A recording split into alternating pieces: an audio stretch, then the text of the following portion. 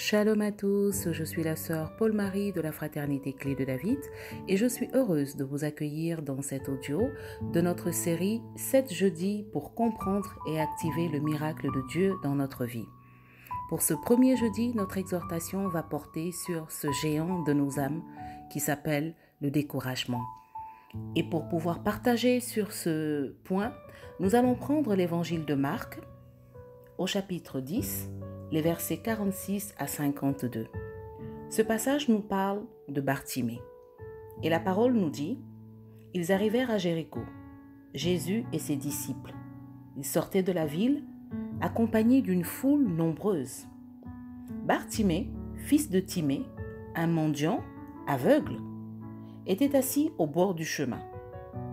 Lorsqu'il entendit que c'était Jésus de Nazareth, il se mit à crier, « Jésus, fils de David, aie pitié de moi. » Mais beaucoup le rabrouaient pour le faire taire. Lui cependant criait de plus belle, « Fils de David, aie pitié de moi. » Jésus s'arrêta et dit, « Appelez-le. » On appela l'aveugle en lui disant, « Courage, lève-toi, il t'appelle. » À ces mots, il jeta son manteau, se leva d'un bond et vint vers Jésus. Jésus lui dit, « Que veux-tu que je fasse pour toi ?» « Maître, lui répondit l'aveugle, « fais que je puisse voir. » « Va, lui dit Jésus, « parce que tu as cru en moi, tu es guéri. » Aussitôt il recouvra la vue et suivit Jésus sur le chemin. Cette parole est merveilleuse et riche d'enseignements sur la bonté de Dieu, sur la disponibilité de Dieu. Je voudrais te dire que par cette parole, le Saint-Esprit nous enseigne que Dieu est toujours prêt pour faire une place à sa grâce dans ta vie. Le Seigneur est toujours prêt à s'arrêter, même si tu n'étais pas véritablement sur le chemin, qu'il était en train d'emprunter comme Jésus sur cette route qui partait suivie d'une grande foule. Le Saint-Esprit est en train de nous enseigner que Jésus s'est arrêté. Mais voici comment est-ce qu'il s'est arrêté. Cet homme, Bartimée, était non seulement un mendiant, mais il était aussi aveugle. Il vivait donc une épreuve véritablement intense dans sa vie, un manque, et puis il était dépourvu d'un tel degré dans sa dignité d'homme, d'être non seulement mendiant, mais d'être aussi aveugle, d'être sur le bord du chemin et de ne rien pouvoir faire pour sa propre vie. Mais il avait dans le cœur cette espérance que quelque chose pouvait se passer. Il avait entendu parler de Jésus. Il n'avait pas des yeux pour aller son chemin et le trouver, il n'avait peut-être pas les moyens.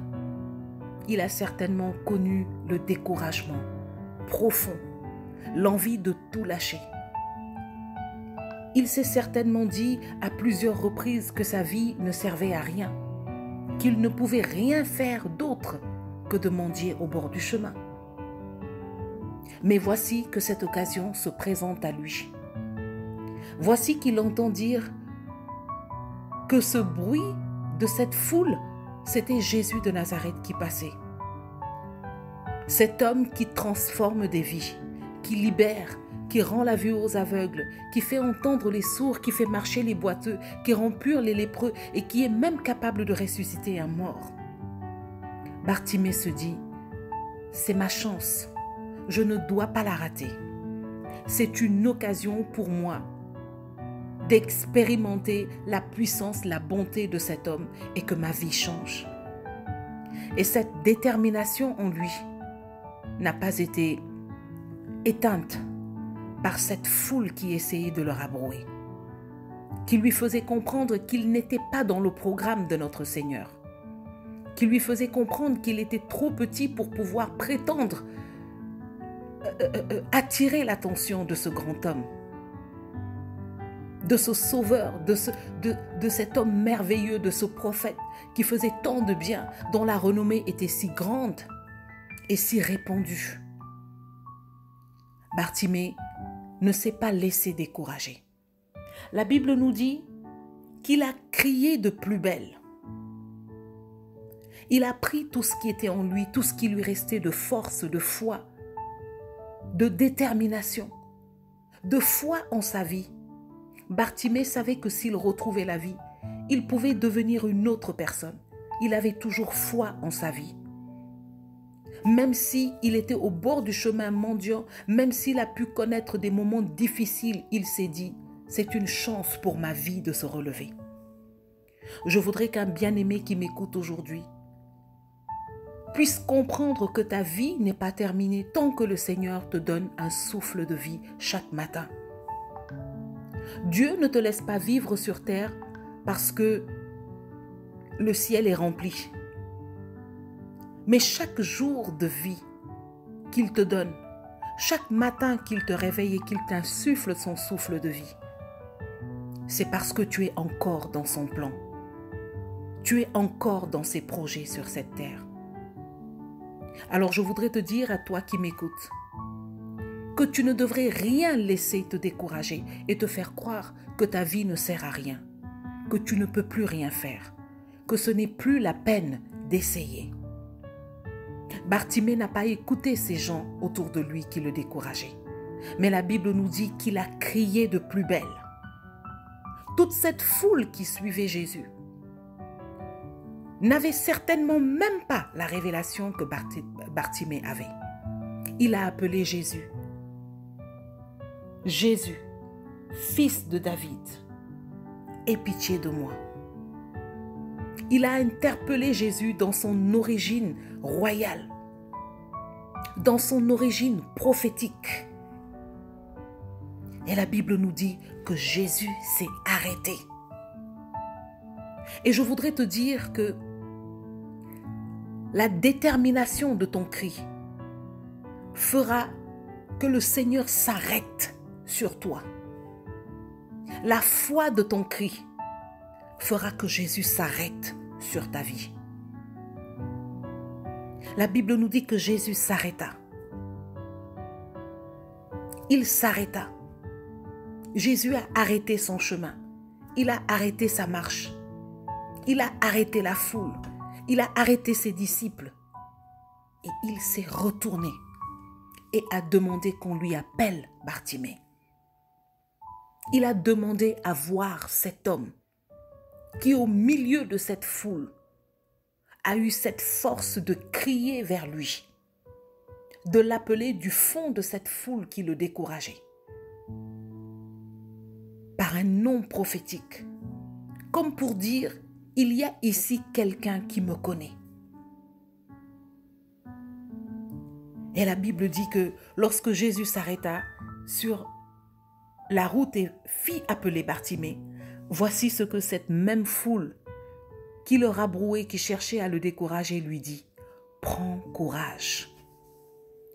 Prends courage. » Aujourd'hui, je voudrais te dire de ne pas écouter toutes ces choses, toutes ces personnes dans ta vie qui te font comprendre ou qui te font sentir que ce n'est plus la peine d'essayer, que ce n'est plus nécessaire. Je voudrais te demander de ne pas écouter peut-être ces médecins qui te disent que c'en est fini pour toi. Je voudrais te dire aujourd'hui, prends courage. Il t'appelle. Je voudrais te dire aujourd'hui, lève-toi et prends courage. C'est peut-être une famille, c'est peut-être des amis, c'est peut-être un travail, c'est peut-être le rejet de tes dossiers à plusieurs demandes de travail. Et peut-être que les gens te disent, tu n'as pas le bon niveau, tu n'as pas la bonne formation. Et que peut-être l'ennemi est en train de tirer ton âme vers ce découragement pour te faire abandonner. Aujourd'hui, je voudrais te dire à toi, bien-aimé qui m'écoute, prends courage, lève-toi et sois déterminé à crier vers Jésus. Cette même foule qui l'a découragé est celle qui lui a dit, prends courage. Alors que c'est cette même foule qui le décourageait il y a un instant. Mais lorsque Jésus s'est arrêté sur sa route, ils lui ont révélé ce qu'il fallait faire. Prends courage. Le monde autour de nous est bien cruel par moments. Et la parole de Dieu est toujours là pour nous relever, pour nous révéler les plans de l'ennemi et quelles sont ces clés que Dieu met à notre disposition. Cette histoire dans l'évangile de Marc est pour nous dire que chaque fois que l'ennemi cherchera à te rabrouer, chaque fois que les circonstances de la vie vont chercher à te rabrouer, à te décourager, rappelle-toi que la force, la détermination et la foi dans le cri de Bartimée ont fait arrêter Jésus. Ce même cri, cette même détermination dans son appel vers Dieu a fait changer de parole, a fait changer de comportement à cette foule qui quelques instants avant le rabrouait. Prends courage mon frère, lève-toi, prends courage ma sœur, lève-toi. Le Seigneur est toujours prêt pour toi. Alors, je voudrais t'inviter à méditer ce passage encore plus profondément et à découvrir tout ce que le Seigneur a réservé pour toi dans sa parole. Par la révélation de ces versets, le Seigneur est en train de te dire, si tu avais arrêté de crier, si des circonstances de la vie t'avaient rabroué, t'avaient fatigué, t'avaient découragé, le Seigneur est en train de te révéler que c'est le moment de crier plus fort que cette foule de choses qui veut t'arrêter. Et ton cri déracinera de ta vie ce géant qui s'appelle le découragement et qui veut t'empêcher de rentrer dans les plans merveilleux de Dieu pour ta vie, qui veut t'empêcher de goûter à cette bonté, à cette fidélité de Dieu pour que ta vie puisse en témoigner. Je prie que chaque parole de cet évangile vienne restaurer ta vie, vienne rebooster ta foi, vienne éveiller ton esprit et te donner la force de te tenir ce soir plus que jamais sur tes genoux, ce soir plus que jamais d'élever les mains vers le ciel et de crier de toutes tes forces vers ce Seigneur qui n'est pas sourd pour nous entendre, vers ce Dieu merveilleux dont la main n'est pas trop courte pour nous sauver, vers notre Seigneur de miséricorde et de grâce, Jésus-Christ de Nazareth, toujours prêt à s'arrêter sur notre route pour nous faire du bien. Que le Seigneur te fortifie dans toutes les situations et les épreuves que tu traverses. Que le Seigneur se souvienne de toi et s'arrête sur ton chemin en ce jour. Que le Seigneur te manifeste sa grâce et sa miséricorde. Parce qu'il t'aime, parce qu'il est vivant, parce que son Père, notre Dieu, est à l'œuvre et que lui-même est toujours à l'œuvre. Que le nom du Seigneur soit béni et je prie que tu sois fortifié par cet audio et que tu te lèves et que ta vie glorifie Jésus-Christ. Merci Seigneur.